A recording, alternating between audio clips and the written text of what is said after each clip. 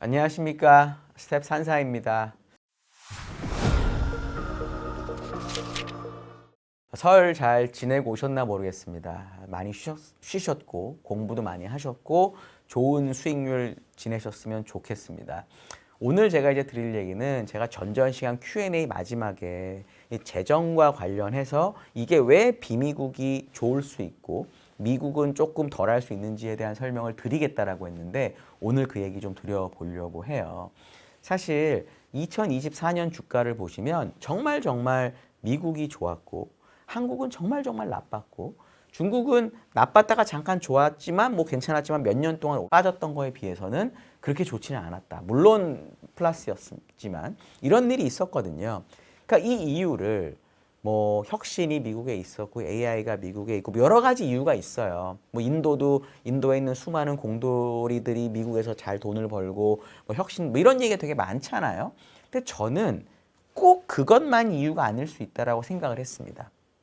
인도 사실 저 시가총액 상위 기업들 한번 쭉 찾아보시면 되게 막연하게 택 기업이나 이런 게 많을 것 같잖아요. 근데 의외로 인도의 상위 기업은 금융 기업도 많고 뭐 서비스 기업 이런 게 많습니다. 근데 주가는 인도가 환율을 감안해도 적게 오른 거는 아니거든요. 그러면 미국하고 설명이 같지가 않잖아요. 저는 이거를 뭘로 생각하냐면 결국 2024년에 선거가 중요한 게 있었던 나라들이 재정을 많이 쓴 게 주가에 도움이 됐다라고 생각합니다. 미국은 대통령 선거가 있었고요. 인도는 총선이 있었습니다. 물론 이번 대통령 선거, 미국의 대통령 선거에 당락을 가른 건 경제보다는 이민자 문제나 또는 뭐 PC 문제나 이런 거라고 제가 이제 여러 번 말씀을 드렸고 그거에 대한 질문도 제가 받았던 기억이 있는데 그거는 충분 조건이었던 거고 집권을 연장하려는 여당이나 바이든 대통령 입장에서는 경제가 망가지면 이런 문제는 아예 싸워볼 수도 없었거든요. 그랬기 때문에 사실 미국의 재정 상황을 보시면 2020년에 코로나를 앞에 두고 정말로 재정을 많이 썼었습니다. 그랬다가 21년, 22년 재정을 덜 썼고요. GDP 대비로. 그랬다가 22년에 미국 주가가 많이 빠지잖아요. 그러니까 23년에는 주가가 너무 빠지고 특히 SVB가 파산했기 때문에 22년 이후에 23년에 다시 재정을 늘립니다. GDP 대비로. 근데 그렇기 때문에 23년 주가도 오르고 경제도 괜찮았잖아요.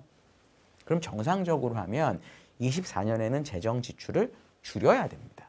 근데 바이든 대통령은 저는 뭐 100% 대선 때문이라고 생각을 하는데 아니라고 계속 부인을 하죠. 특히 파월도 뭐 정치적인 거랑 전혀 금리 상관없다고 하지만 저는 무조건 정치적인 이유라고 보는데요. 그러니까 결국은 대통령 선거에 유리한 관점을 차지하기 위해서 경제를 띄우려고 재정을 많이 썼거든요. GDP 대비 재정 적자 비율이 24년에 또 늘어납니다. 사실 경제가 좋을 때는 미국의 지난 20년을 보면 뭐 30년을 보면 그런 경우가 없어요. 보통 경제가 많이 나빠야 재정을 많이 쓰고 그래서 재정을 많이 쓰더라도 경제가 나쁘기 때문에 금리가 안 올랐던 거거든요. 근데 작년 같은 경우는 경제가 좋은데도 재정을 썼기 때문에 결국 금리까지 올라갔던 거죠. 그래서 주가도 좋고. 그러니까 결국 그런 식으로 재정을 미국이 썼던 거고 인도는 어땠냐면 인도도 2020년에 코로나 때문에 재정을 많이 썼다가 줄였다가 23년까지도 줄였었어요. 근데 24년에 인도 총선이 있었거든요. 그러니까 모디 총리도 재선 뭐 해야 되니까 24년에 다시 재정을 늘립니다. 경제가 나쁘지도 않았는데. 그러면서 인도도 주가가 되게 좋았거든요. 그럼 이 두 나라는 올해 어떨 가능성이 높냐면 일단 선거 당연히 인도도 없을 거고요. 물론 내각제 국가니까 뭐 의회 해산 뭐 이런 일은 잘 없을 것 같아요. 그거는 선진국에서 주로 있는 일이니까. 미국은 명확히 선거 있는 애가 정해져 있죠. 대선 있으면 2년 있다가 중간 선거 그리고 또 대선 이렇게 있습니다. 25년에는 두 나라 다 정치적으로 중요한 이벤트가 없어요. 그리고 물론 일론 머스크가 더치 수장으로서 예산안 얼마 줄일지에 대한 걸 좀 약간 후퇴하긴 했으나 그럼에도 불구하고 이민자랑 PC 문제, 문화적인 문제로 대통령이 됐다라고 믿는 트럼프, 거기에 나치 수장인 머스크 이런 사람들이 선거도 없는데 25년에도 돈을 막 쓰자 이럴 가능성은 전 낮다라고 보거든요. 인도도 마찬가지로 작년에 충분히 재정을 썼기 때문에 25년에 또 쓴다? 사실 말이 안 되는 거죠. 그럼 결국은 작년에 주가가 좋았던 이런 나라들 같은 경우는 올해는 의도적으로라도 확장적인 재정 정책을 쓸 수 없을 거다라고 저는 생각을 합니다. 반면에 작년에 안 좋았던 뭐 독일이 됐든 중국이 됐든 한국이 됐든 어떤 상황인지 말씀드려 보면 독일 같은 경우는 2023년하고 2024년 2년 연속으로 GDP가 마이너스 성장을 기록했습니다. 2년, 분기가 아닙니다. 2년 연속으로 GDP가 마이너스예요. 이게 얼마나 나쁜 거냐면 2002년, 2003년 2년 연속으로 마이너스를 기록한 이후에 20년 만에 벌어진 일이에요.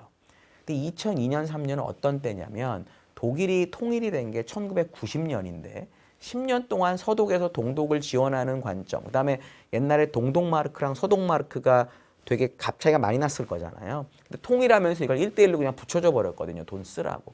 그거를 메꾸는 과정. 이러면서 서독 경제가 박살이 나면서 GDP가 되게 어려웠었습니다. 그래서 그 당시에 슈레더 총리가 아젠다 2010이라는 거를 발표하면서 이제 개혁을 시작하거든요. 그러니까 나라에 뭔가 큰 걸 바꿔야 될 정도로 경제가 나빴던 게 20년 전인데 지금이 그 정도로 나쁘다는 거예요. 거기다가 보통 GDP는 거기에 4개로 계산을 하죠. 가계, 기업, 정부, 순수출 이렇게 하는데 이 4개를 대표하는 지표들도 다 나빠요. 그러니까 GDP가 그냥 나쁜 게 아니라 이 GDP를 구성하는 항목들을 보면 다 나쁘다라는 거죠.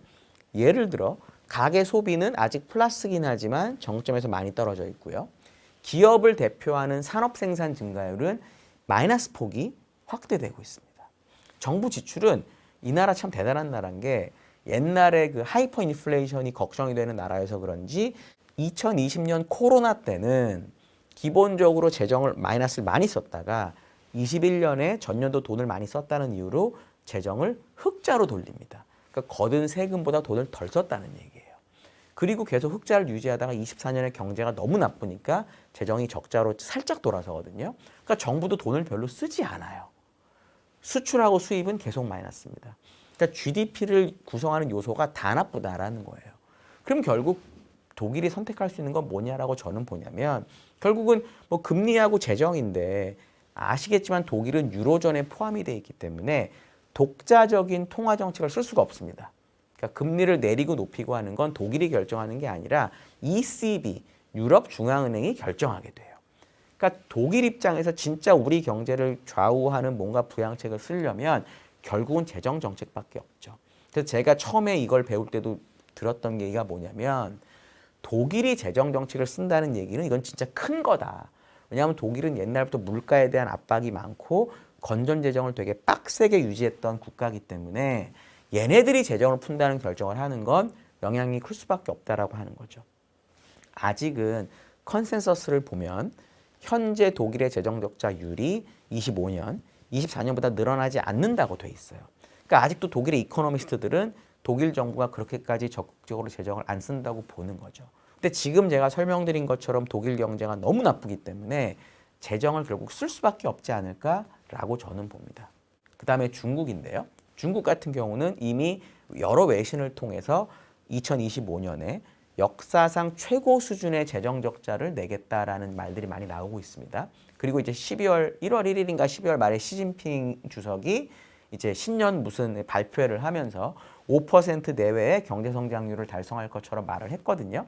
거기 공산당이라서 시진핑이 얘기하면 그냥 되는 거로 보시면 됩니다. 그럼 물론 3월 양해가 돼서 그런 모든 것들이 정확하게 결정이 되겠지만 현재 분위기로 보면 그 GDP 성장률을 맞추기 위해서 뭐 금리도 낮추고 재정도 쓰고 한다라는 얘기죠.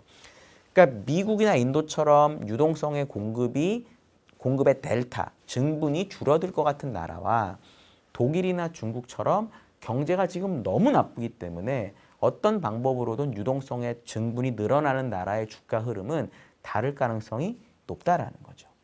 우리나라는 지금 여러 가지로 안정적이지 못한 일들이 있기 때문에 어쨌든 옳고 그르고를 떠나서 현재 정부가 완벽히 구성이 되어 있지 않기 때문에 기본적으로 뭐 추경을 한다든지 뭐 이런 게 명확하지는 않아요. 하지만 한국도 내수 경제가 나쁘다는 거는 전문가분들이 모두 다 인정하고 있는 상황이니까 어느 순간이 되면 그런 식으로 재정을 쓰겠다는 말이 나올 수밖에 없고 이미 정부에서는 뭐라고 이야기를 하고 있냐면 일단 주어진 예산안을 상반기 1분기에 많이 쓰겠다라고 얘기를 합니다. 그러니까 결국은 예산을 늘리는 효과가 있는 거죠. 물론 이렇게 미리 쓰면 뒤에 돈이 부족하겠지만 이건 이제 그때 가서 국회랑 잘 협의를 해가지고 예산을 더 받아내겠다. 뭐 이런 걸로 저는 받아들였거든요. 그러면은 중국, 독일도 그렇고 우리나라도 그렇고 뭐 중국도 그렇고 뭐 요렇다면은 작년에 경제가 나빴고 주가도 상대적으로 안 좋았던 애들은 재정을 쓰려고 하는 거고 작년에 경제가 좋고 주가가 좋았던 애들이 덜 쓴다라고 하면 주식은 어떠냐? 훨씬 먼저 반영하거든요. 1월 들어서 전 세계에서 수익률이 가장 좋은 시장이 한국입니다. 그러니까 제가 이거는 정말 여러 번 얘기 드렸는데 주식 시장의 가격을 결정하는 건 어떤 정치적인, 외교적인 이런 것들은 되게 짧아요. 예를 들어서 2차 세계대전이라고 하는 정말 무지막지한 일이 벌어져도 그때는 물론 주가가 많이 빠지지만 그 다음에 사람들 정말 무서운 게 전쟁 특수라고 주가가 막 오르고 이랬었습니다. 91년에 이란, 이라크, 뭐 걸프전 할 때도 처음에 많이 빠지지만 또 다시 오르고 이래요. 그러니까 항상 모든 정치적인 이벤트는 단기적인 영향을 주고요. 그 다음에는 사람들이 냉정하게 평가를 해서 좋은지 나쁜지를 판단합니다. 그러니까 결국 제가 지금 얘기했던 이런 이유들이 저는 맞물리면서 우리나라 증시가 1월 달에 제일 좋았다라고 저는 보거든요. 그럼 결국은 이 재정을 많이 쓰는 나라, 안 쓰는 나라에 대한 주가 흐름도 재정을 쓰면 주가가 되는 게 아니라 쓸 것처럼 보일 때 미리 주식이 되는 거죠. 그래서 저희는 기본적으로 1분기까지 미국이 조정을 받는 기간 동안 다른 데가 오를 수 있다라고 저희는 보고 미국은 이것도 여전히 저희는 6,500까지 상단을 보고 있고요. 언제 사람들이 미국을 사줄 거냐? 내년 2026년 EPS를 이제 사람들이 보기 시작할 때 지금 이제 2월 초잖아요. 아직 11개월이 남았는데 벌써 26년 추정치를 가지고 밸류에이션 하는 거는 좀 말이 안 되거든요. 그럼 예를 들어 한 올해 6, 7월 정도, 7, 8월 되면 이 정도면 26년 EPS를 우리가 봐도 되겠다. 이렇게 될 때부터 미국의 밸류에이션이 떨어지고 왜냐하면 내년도 성장을 하니까요. 그리고 금리도 떨어지고 이런 흐름을 기대하는 게 맞겠다라고 저는 봅니다. 그래서 7대3 원칙, 이 70은 항상 미국이 제일 많아야 돼요. 이거는 뭐 고정된 주식이기 때문에 S&P 500 인덱스가 됐던 다우가 됐든 나스닥이 됐든 뭐 우량주가 됐든 이건 건드리지 마시고 미국 위주로 확실하게 30을 갖고 항상 매매를 하는 건데 보통 요것도 미국만 갖고 있었거든요. 작년까지는. 근데 저희가 이제 연간 전망을 통해서 얘기 드리는 건 요 30을 갖고 투자 내지는 매매를 하실 때 미국이 아닌 지역을 한번 볼 필요도 있겠다라는 생각을 여전히 갖고 있습니다. 만약에 그거를 1월 달에 한국으로 잘 하신 분들이라면 2월에는 한국이 아니라 중국을 해보시던지 이런 식으로 투자를 하는 게 어떨까라고 조심스럽게 얘기를 드려보겠습니다. 오늘 제가 이제 재정 얘기하고 이런 거 드렸는데 질문 있으시면은 댓글 달아주시고요. 의견도 좋고 다 좋으니까 많이 달아주시면 감사하겠습니다. 제가 보고 최대한 다 답변 드리도록 하겠습니다. 감사합니다.